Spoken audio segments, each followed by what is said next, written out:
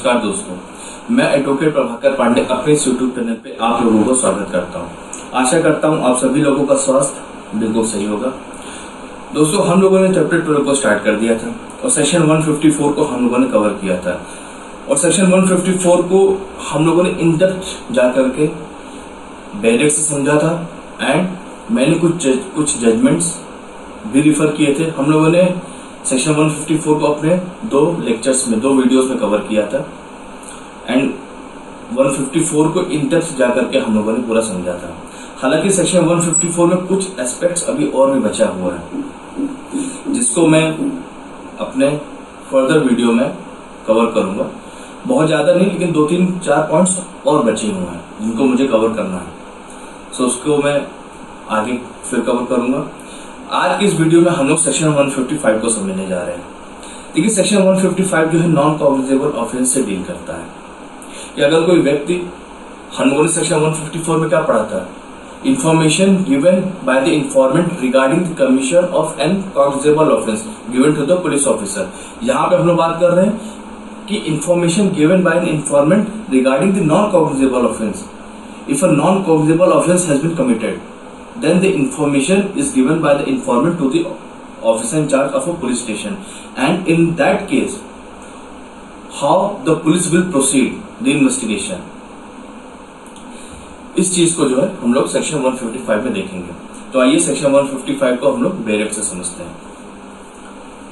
Information as to non cognizable case and investigation of such cases, subsection 1, where information is given to an officer in charge of a police station of the commission within the limits of such station of a non-cognizable offence। यानी कि जब भी एक police officer को regarding the commission of non cognizable offence अगर कोई information दिया जाता है और वो ऑफेंस अगर उसके टेरिटोरियल जुडिक्शन के अंदर कमिट किया गया है, तो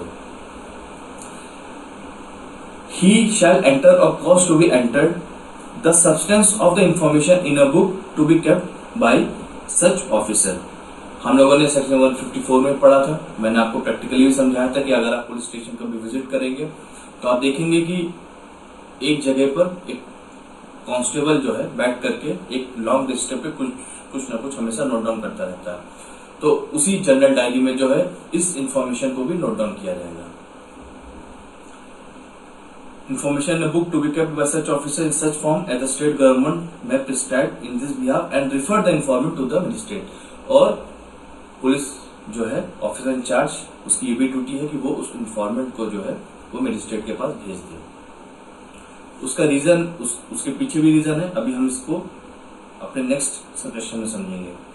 no police officer shall investigate a non cognizable case without the order of magistrate having power to try such case or commit the case for trial.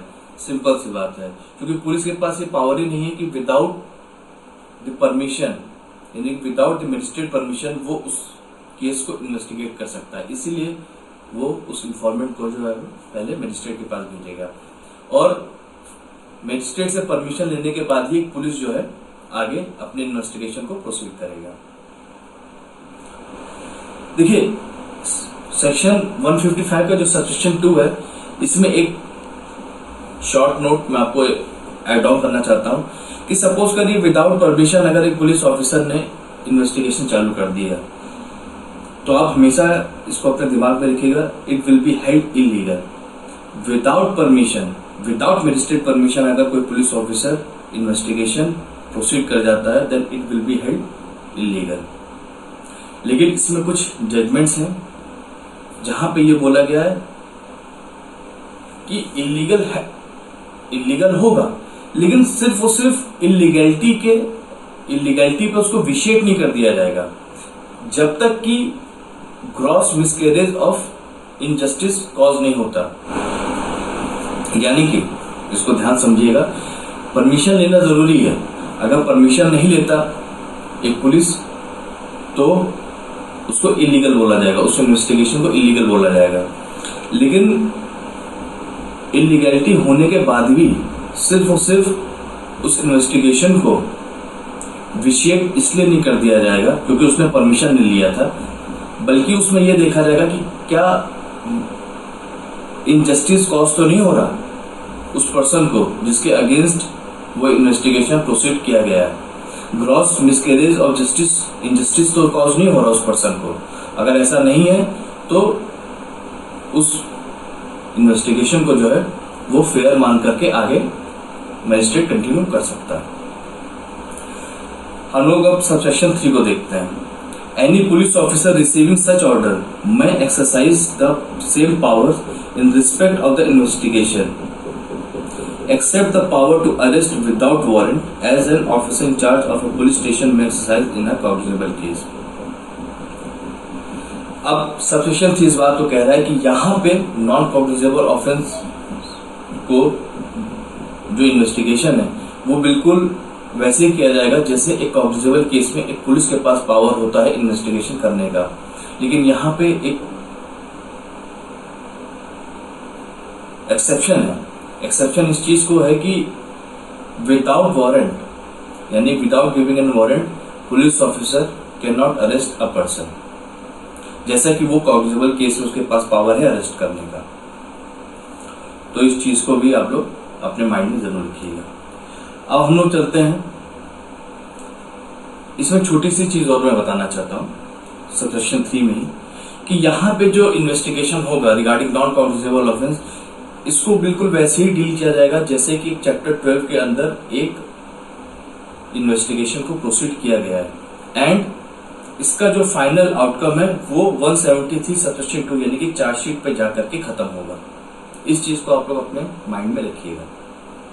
अब हम चलते हैं अपने सबसेक्शन 4 की तरफ। आपका सबसेक्शन 4 जो है वो प्रीलिम्स के लिए और खास तौर से इंटरव्यू के लिए मोस्ट इंपॉर्टेंट है। इस पे आप लोग डबल टिक लगा लीजिएगा। सबसेक्शन 4 क्या कहता है? Where a case relates to 2 or more offenses of which at least one is cognizable, the case shall be deemed to be a cognizable case, notwithstanding that the other offenses are non-cognizable।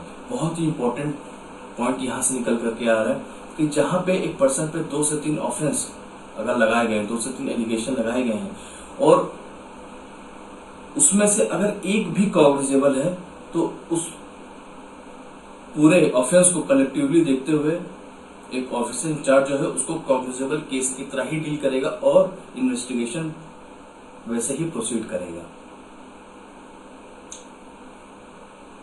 तो I hope section 155 के हम लोगों ने जो सब subsection 1, subsection 2, subsection 3 and subsection 4 को हम लोगों ने समझ लिया। आपको किसी तरीके का कोई डाउट नहीं होगा। अब हम लोग अपने नेक्स्ट वीडियो में सेक्शन 156 को समझेंगे। तब तक के लिए धन्यवाद।